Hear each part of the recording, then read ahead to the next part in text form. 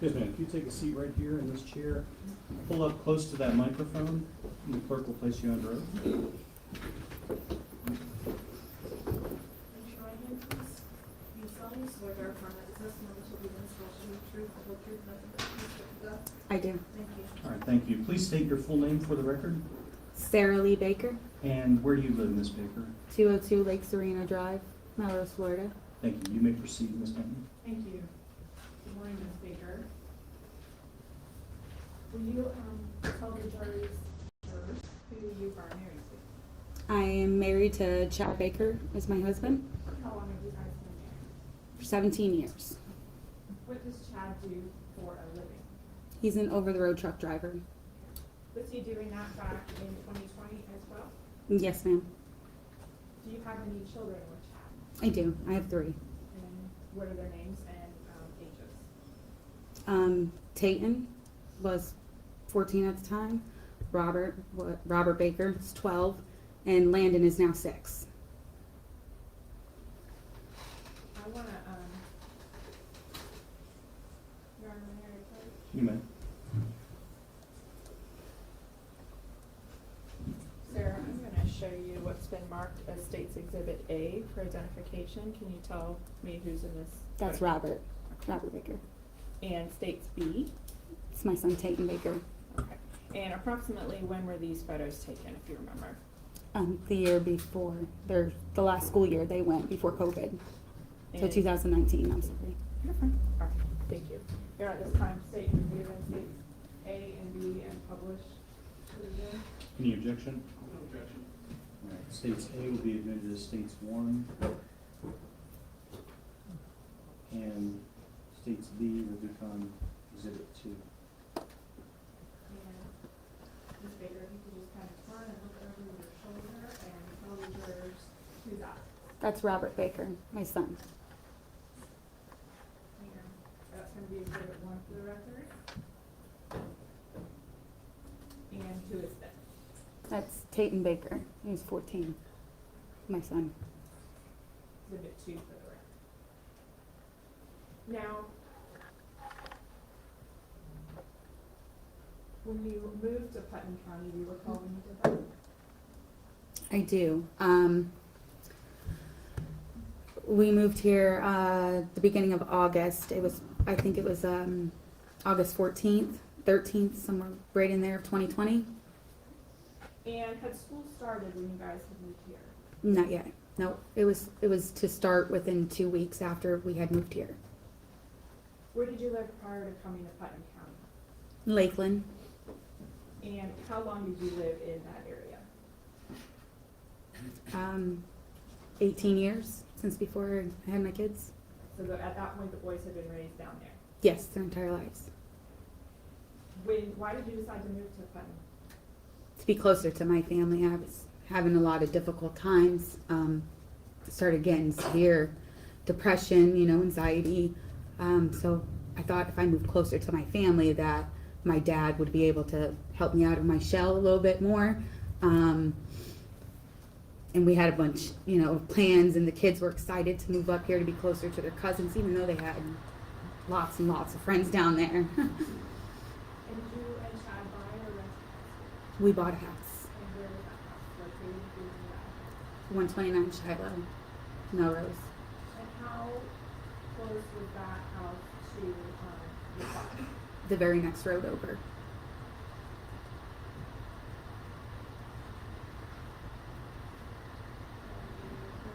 You may. I'll show you a series of maps. States FF1 through 3. And just take a look at these maps and let me know if you recognize the general area. Yes, that's our house, and this would be our road that it was on, and just past this dirt road would be my father's off the main. And that was FF1, and then FF2. Is my father's. This is my father's house.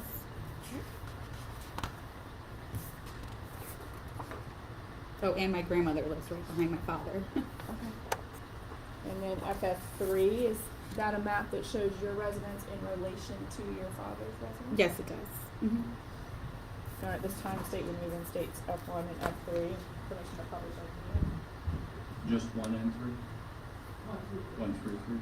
Any objection? Without objection, those would be composite exhibit 3A through C. Look over. And if you could take a look at, that map up there, is it showing generally where your house is located? Yes.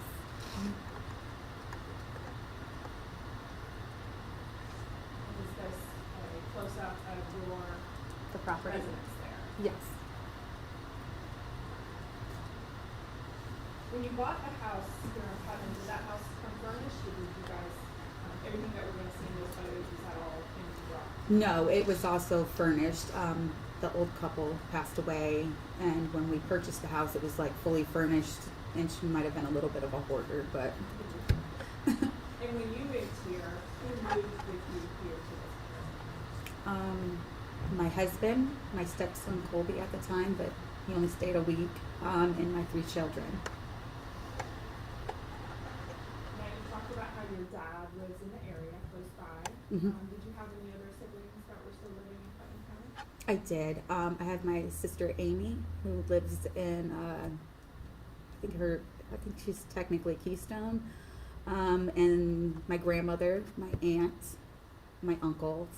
I have a lot of family, actually, a lot of cousins between Gainesville area and just the whole area up here. And you have a sister named Cindy. Oh yeah, I'm sorry. Yes, I have Cindy as a sister too. And Yes, what's Cindy's last name? Guinan. And did she live in Putnam at the time? When you guys moved up here? I don't know if that was Putnam County or not. I don't know what county that was. I know she lived up here. I just Okay. don't know what county that was. But close to this. Yeah, house. not far. Yeah, probably 5-7 miles maybe. And at the time you moved up here, did Cindy have a boyfriend? She did. Okay, who was that person? Mark Mark Wilson, the defendant in this case? the defendant in this case. Before we kind of go on, I want to kind of have you explain to the jurors the layout of your house. It's a big piece of property. Mhm. Your Honor, may I approach? You may. And I'm going to show you, Ms. Baker, what's been pre-marked as States G. Do you recognize that general Yes. diagram of your property? Hmm. And is it true and accurate? It is. Your Honor, at this time, state removing States G. Any objection? No. Without objection, that would be exhibit 4. Sarah, I'm going to display it up here as well. Just kind of, if you can you stand up? Yes. Next to the TV? Kind of explain the main house, and then what are the outbuildings, and you can just talk in generalities. Okay, we had 2 entrances. There was, well, multiple entrances, but 2 for the front. There was one here and there was one here. This was the main living room that we called the main living room. This was what we called our dining room, where our table was. This was our kitchen. This we used as our spare collect-all room at the time, because we were only there for about a couple of weeks. Then as you went down this hallway, you had this bathroom. Then you had each one of the kids' rooms, Tayten's, Robert's, Landon's. Then this would lead to your master bedroom, which is what my room was, which had another door that led out back. Then off to the side, you had pavement, which led to a mother-in-law suite here, another big outbuilding, almost, it wasn't quite a mother-in-law suite, it was like a oversized shed storage type thing. Then you had another little storage area here. And in what's labeled on that diagram as the den game room, right there, was that the room with the pool table? Yes, that's a pool table. Is there any doors leading to the outside from that? There is. There's this door here that leads from here to the main walkway, which could lead out or to any one of the outbuildings or pool. Okay. Now, you guys had just moved in. Where were the boys kind of sleeping at night? If you could explain that and why they were not necessarily sleeping in their rooms all the time. At the time, we had trouble trying to get the internet there. I don't know if anybody's familiar with the area. It was very hard to try to get the internet out there. They only had one thing that they said was too full. So in the meantime, my children slept in different areas wherever their phone would get service. so they could watch YouTube or their video game streaming or whatever they normally did, to keep them occupied. One always slept here, and one always got service over here in this corner. Do you remember who was always in which room? Yes, Tayten was always in this room, the game room, and Robert was always in the living room. And did they have their own cell phones at that time? Yes, And had something happened recently to Tayten's phone? yes, he had broke it. He had dropped it and broke it, and so in the meantime, he was using my phone at night. And just before you sit down, where was it that you had allowed Cindy and Mark, the defendant, to move into in your house? In this detached building here. Now, did that building have like a restroom and a kitchen? No working, no. This one had the working, kitchen, but not a working bathroom. The septic, there was 2 different septic tanks, and this one had collapsed, so we have not made it that far into doing that. So what did you allow Mark and Cindy to do as far as accessing your home? We would leave this room, this door unlocked because it was the most safest, because this was all gated and we had big dogs. So this was always unlocked, and they would go in and out through this door and use the bathroom or go to the kitchen or the laundry room to do laundry, just whatever they needed access to. And what were you guys planning to use that building labeled the West Detached Building? What were you guys going to use that room for? As my husband's game room. And when you say games, you mean video games? Yes, yes. Different than the pool room? which is Different than the inside. pool room, yes, yes, video gaming. He likes to collect pops and different characters, and so we made him shelves and stuff to put up.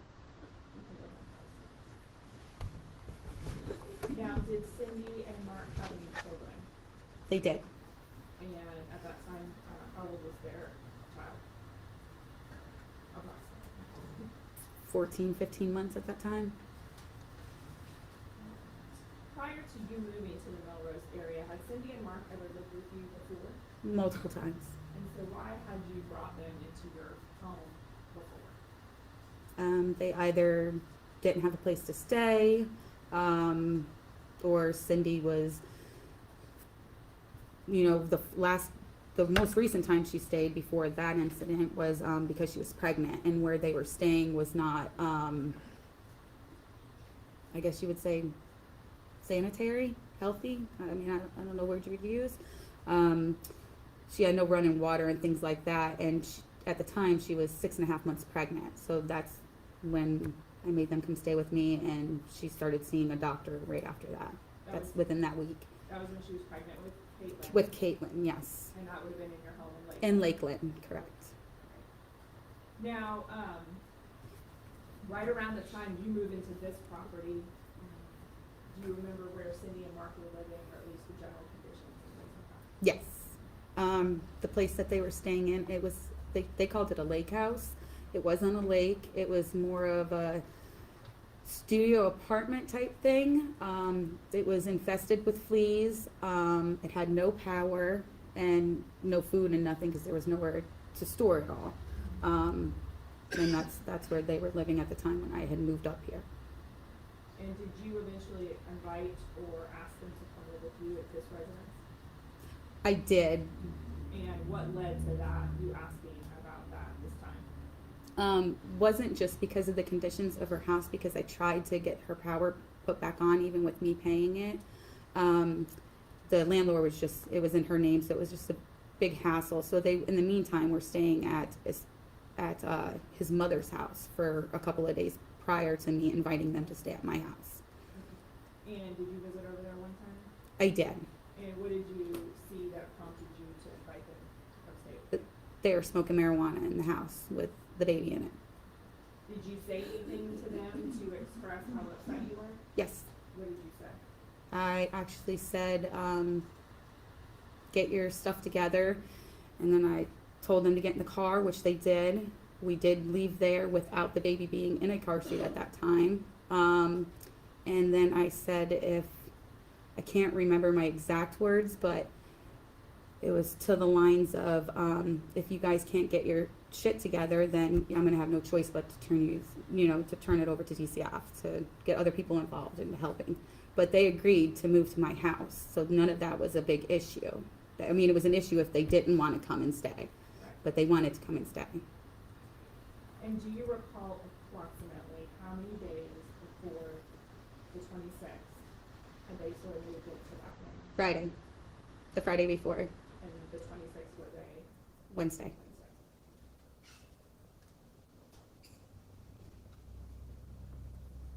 And when Mark and Cindy would enter your house, would they generally use that side door you talked about? Yes, all the time. What was your kind of routine with like the front doors of your house? They always stayed locked. You were someone who locks their doors at All, night? yeah, all the time.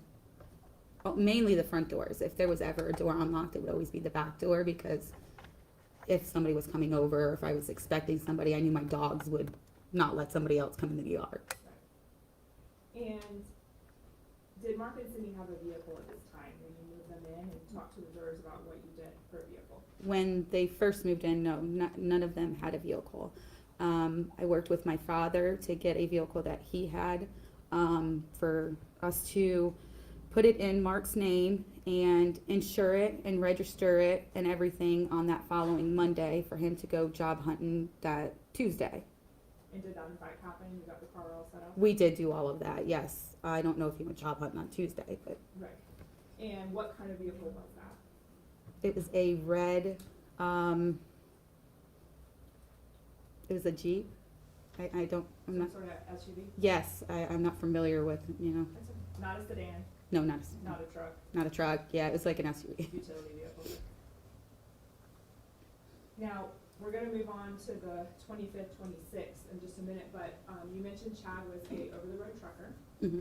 When, prior to this time, the 26th, we're gonna talk about, had he last left for work? Sunday. So Sunday he left for work, and would he typically be gone all week? All week, yes, and he doesn't come back usually until late Friday. And, the weekends are the only time he comes home. Now, I wanna talk to you about the day and the night before the 26th, okay, the Mhm. 25th of August. What kind of was going on in your house the night before? What were you doing? Who was there? We'll Okay. talk about that. The night before, we were all hanging. When I say all, I mean me, Mark, my sister Cindy, and I do not remember if one of the kids were in there at the time, but I do know we were all hanging shelves in my husband's room because we wanted to surprise him that we actually did something when he came back. So that way all of his little weird characters that he was fixated with were displayed. Then my uncle and my aunt came over to go swimming in our pool within a couple of hours after that, which ended up being devastating because we had a pool company come and drain our pool to resurface our pool at that time. They were unaware. So instead, we all decided to go to my grandmother's house to go swimming. And I think that was within like 30, 45 minutes after they got there. Okay, so this family shows up thinking they're gonna swim in your pool, Yeah, no water. no water, it's empty. You said, well, let's go to grandma's house. Yeah, which is up the road. And who went to grandma's house and who stayed at your house? Me, my 3 children went. Cindy, Mark, and Caitlin stayed at my house. My uncle, aunt, and their kids all went. When you were working with them in that game room that night, setting up the shelves and stuff, did you notice anything about Mark or Cindy related to impairment? Have they been drinking? If they had, to what level? Not at that point in time, I did not, no. I mean, I knew every once in a while they had a beer here and there, and I knew my sister was an alcoholic at the time. But neither one of them looked like they were intoxicated at the time, no, Okay. that day that I left. So normal, putting up stuff in the Yeah. room, everything is normal too? Everything was normal at that point when I left. You go and swim with your family, you come back home. Do you see Mark and Cindy again that night after you come home from swimming? I do. And where do you see them? And When we first walked in, they were standing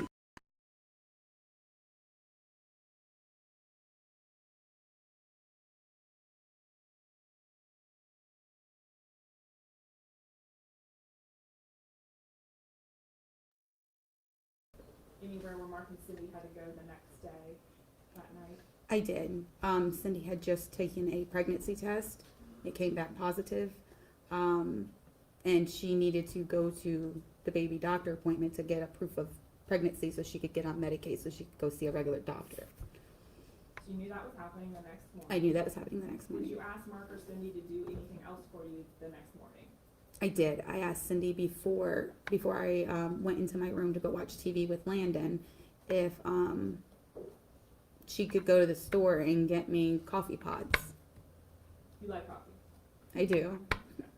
And would that be something normally you might ask them to go do? Yeah, I don't go to this. That was the whole reason of moving up here is the stores, the people. I don't go around, so. And so did they ask or did you have to provide any gas money at that point? I did. I left $10 on the kitchen table for them to have for gas because they said that it was only an Interlaken, I believe, is if can't quote that because I can't really remember, but I do remember I left the $10 on the table for Cindy and Mark, figuring that they would have seen it when they walked into the kitchen because it was in the open. And so you retire back to your room with your 4-year-old? Yes, I do. That night, right? Yes. Boys, where were they last time you saw them? Actually, they were screaming at each other last time I saw them. That right then at that point, arguing about somebody's in my spot about the service. But they ended up going to where Tayten was in the pool table area, and Robert was over by my bookshelf. And in the, when you say bookshelf, what room is that in? What they have labeled as living room. The living room? Mm-hmm.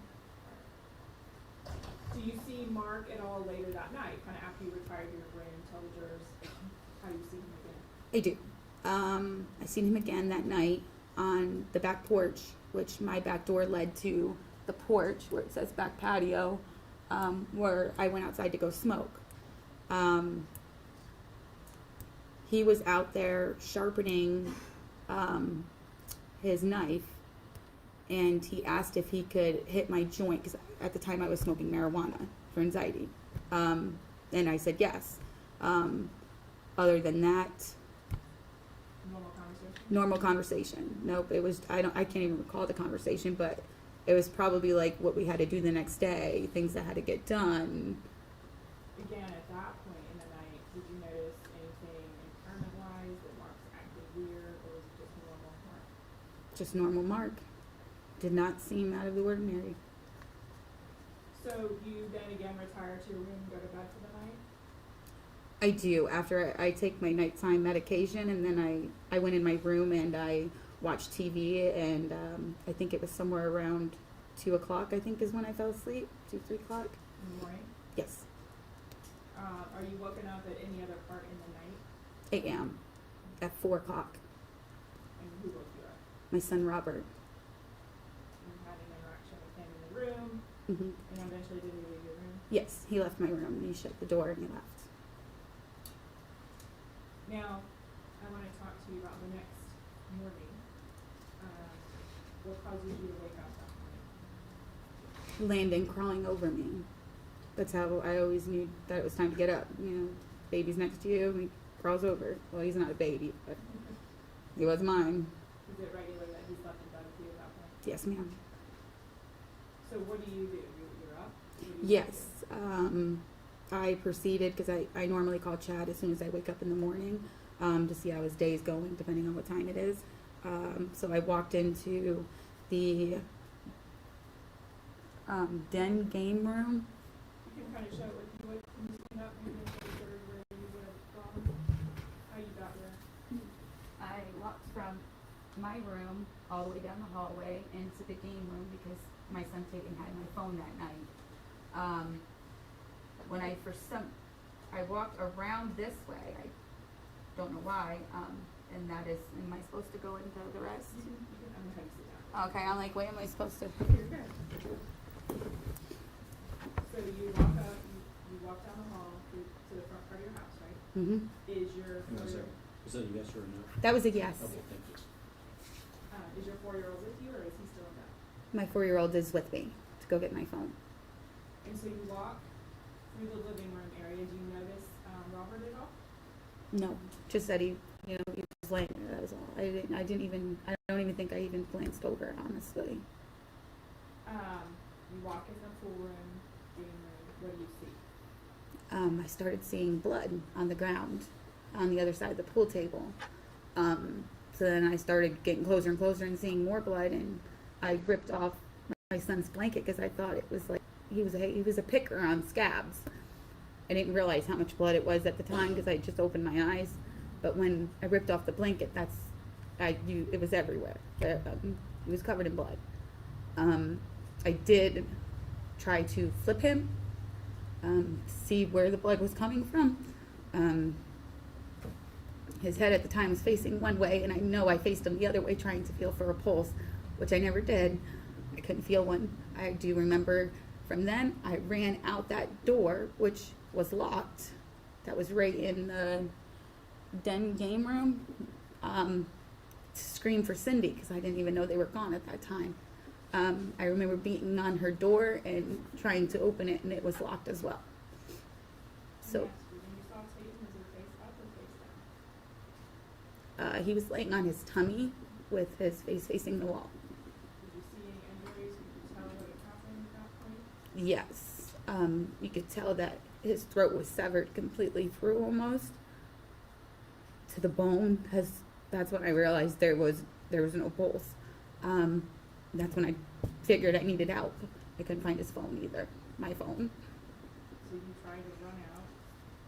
You did run out that side. Yes, I did. I ran out the side door. I beat on Cindy's door and Mark's door, screaming their name. Neither one of them answered. The door was actually locked, so I remember running back in with Landon. Landon is still beside me the entire time, and I run up the steps next to the den game room to the living room because there was 2 set of steps right there. And I ran over to Robert, and I'm screaming at him to call 911, and I rip his blanket off, and all I can remember is his head flipped forward, and then it just banged back up against the wall. And he was the same thing, soaked in blood, and I didn't get a good look at like what his injuries looked like, but I did as far as Tayten's. What did you do in that moment? And in that moment, I started screaming to the top of my lungs, like I don't know if anybody could even hear me. I told Landon to run into the car and close the door, and I proceeded to look for my keys. I looked on there was this little hook board by my kitchen that I would always leave my keys on. My keys were not there. So then I remembered, oh crap, Chad's got a spare key. And so I ran, got the spare key, and I proceeded to get Landon out of my car and into my husband's truck to drive one road over to my father's house. What kind of car was your car? A Kia Sorrento. As you do. Yes. So, did anything happen with your nightgown when you were in the house, kind of running around? I did when I was when I saw Robert, when I let out that scream.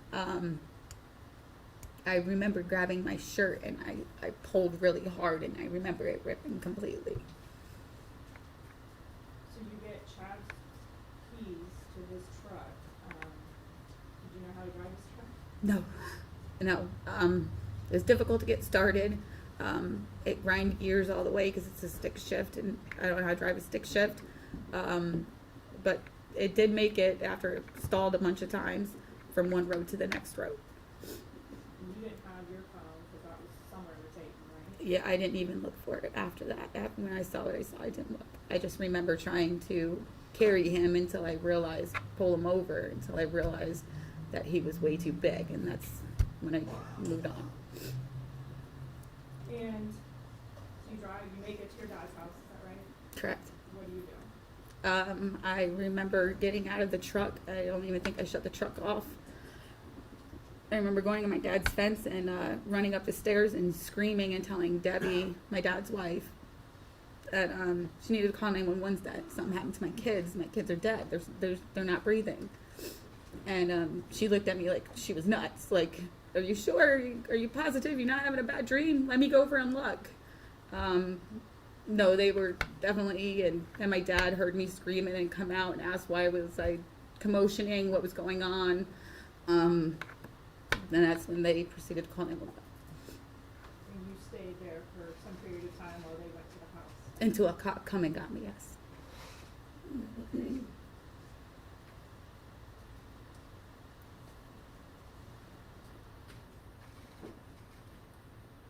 want to show you a few things.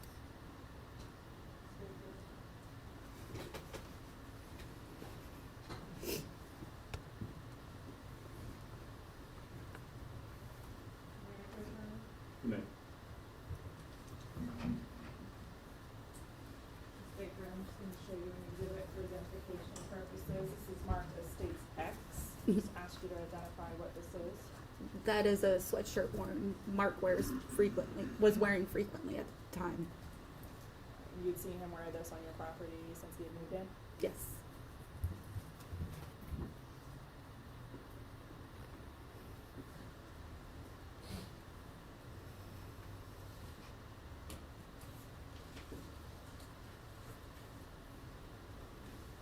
Alright, Coach. Yeah. Show you what's been marked as States II for identification. Can you take a look at this photo and let me know what room that is and do you recognize it as a photograph of that room? Yes, that's the mother-in-law suite that we made Chad, my husband's game room. Now, at this time, state would move in States II. Any objection to that?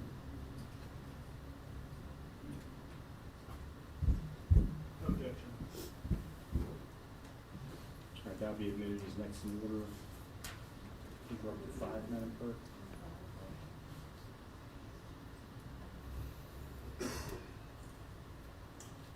Okay. Now, Sarah, just so the jurors now that they're seeing this photo, what room is that in the kind of compound you described? That was my husband's game room. Those are the same shelves that we were hanging that night prior. So that was a room that you talked about, you guys were all Working in, yes, to Right. clean and redo. And in that photograph, can you see a firearm box and ammunition? I do. I see my gun and the bullets right there next to it. So that was in that room as well, correct? Correct. And what were you guys using that night to hang shelves? A hammer, and I think we did use a drill for something. I don't quite remember which one, but most of the time it was a hammer.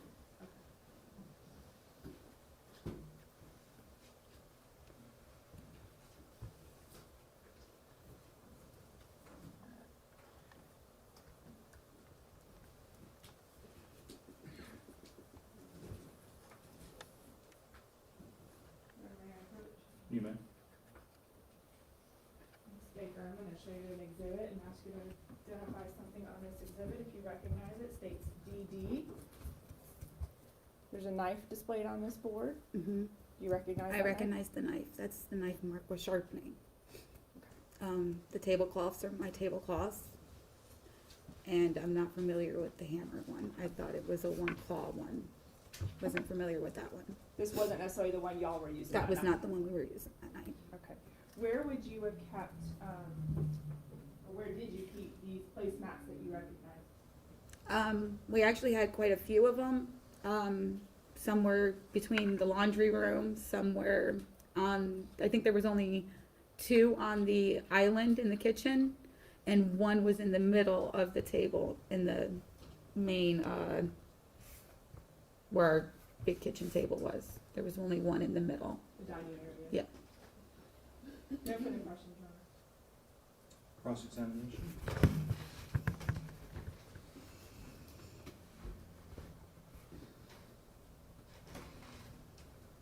Now, Cindy and Mark had lived with you a couple times over the years, right, correct? Yes. And fair to say that Cindy had, I believe you already said it, an alcohol problem? Yes.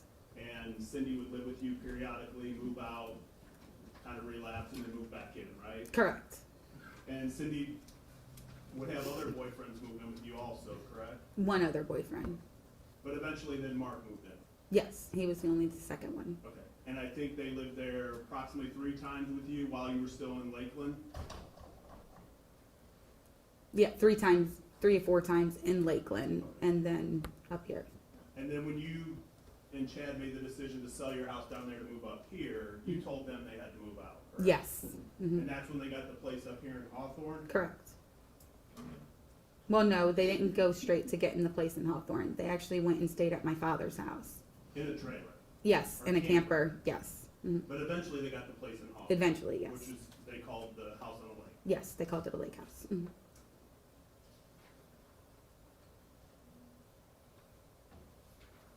And when you first moved in, as you said earlier, Cindy and Mark were helping you out around the house? Yes.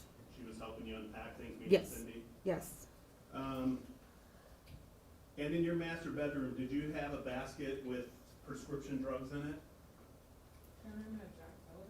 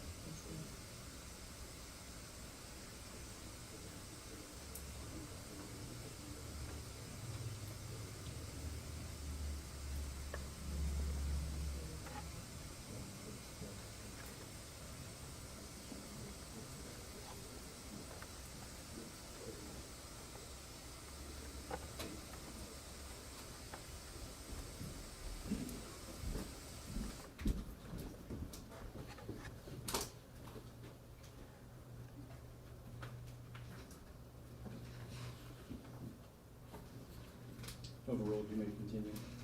You need to restate the question. Yeah, and within your bedroom, did you have a basket that had various prescription drugs in it? I did.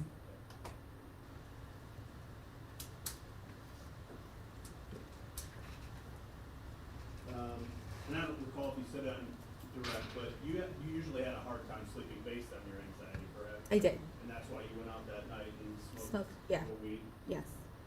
And your testimony today is that you saw Mark out there sharpening a knife, correct? Yes. He was actually sitting close to my window, right outside my door on my right. And on August 26, 2020, you were interviewed by law enforcement that evening, right? Yes. You were taken down to the police station And asked, yes, questions. and you didn't tell law enforcement about seeing Mark sharpening a knife, did you? I don't recall every word I said, but And you recall attending a deposition back on July 14th of this year, yes. and that was right over here at the courthouse? Yes. And Ms. Dutton was there, Yes. I was there, Mhm. Ms. People, Ms. Davison, Mhm. you were placed under oath. Mhm. Was that, were those yeses? Oh, yes. Sorry. And you didn't tell us, you told us that night that you smoked weed with Mr. Wilson, correct? I don't remember my exact, but yes, I did. But you didn't mention him anything about Mark sharpening a knife that night, correct? I thought I did. I don't see why I wouldn't have. Would reviewing your deposition refresh your recollection? That or looking at the photo of the block where he was sharpening it that was sitting right next to my bedroom door on the right.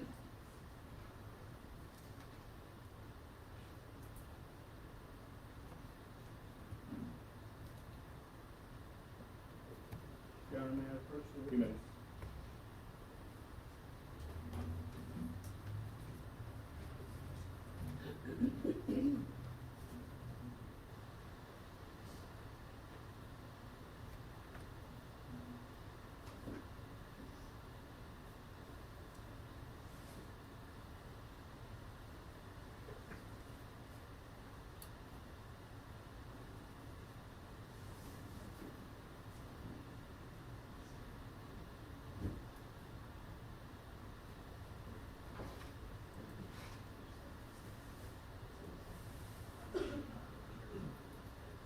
Can you approach the witness? You may.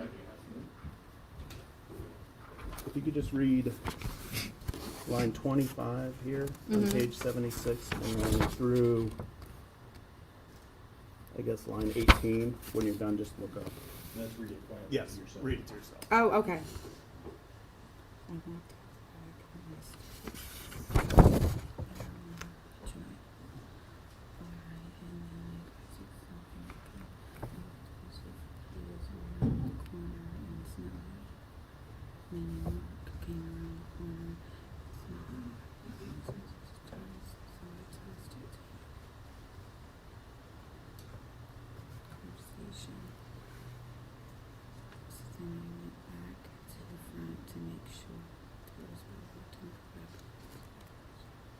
Okay, I read it. All right, and did you read in there where you mentioned that Mark was sharpening a knife? No, I did not mention that. Can I approach the witness? You may.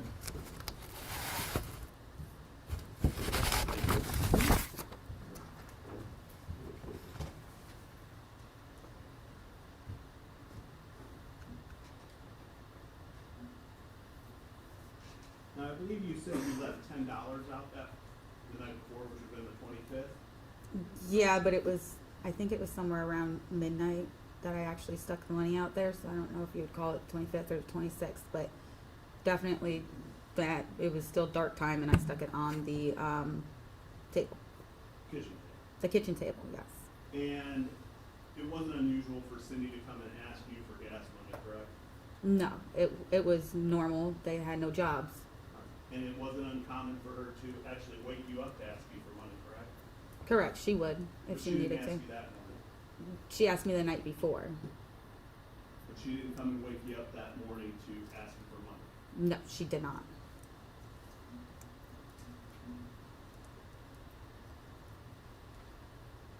No further questions. Any redirect? No, Your Honor. All right, is this going to be a permanent or temporary excusal?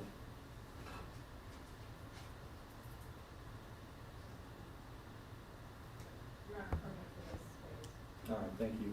You're permanently excused, ma'am. You may remain in the courtroom or go about your business. Thank you. Okay, thank you. This is a good time to take a mid-morning